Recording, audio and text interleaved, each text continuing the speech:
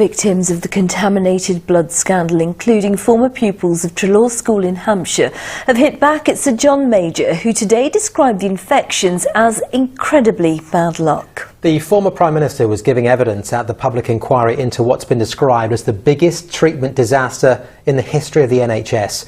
Up to 30,000 people infected with HIV and hepatitis during blood transfusions in the 1970s and 80s. More than 3,000 people have since died, many of them haemophiliacs, but others were infected during operations and childbirth.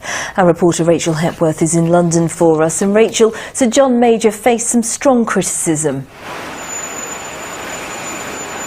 Yes, well, he has been, Sangeeta, partly because victims of the scandal have long believed that when he worked at the Treasury, he was very unsympathetic to their calls for compensation, mainly because it opened the floodgates for a very hefty legal bill for the government. But he did say today that that just wasn't the case.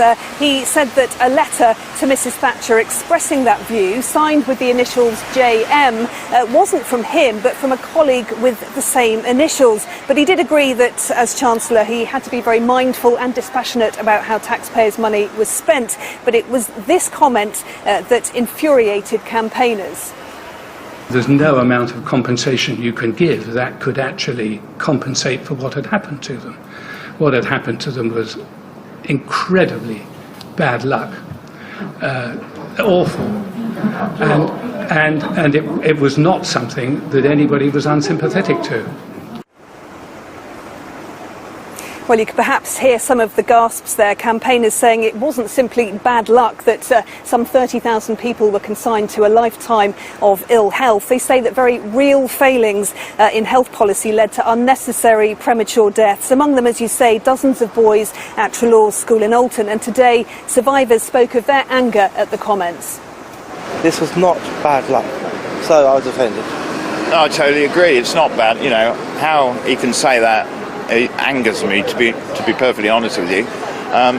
Is it bad luck that 100 children died at Treloar? I don't think so. No.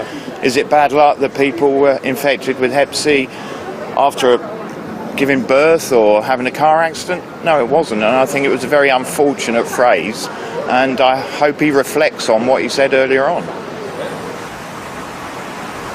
Well, many people have suffered extreme financial hardship and hope a settlement can be reached very soon.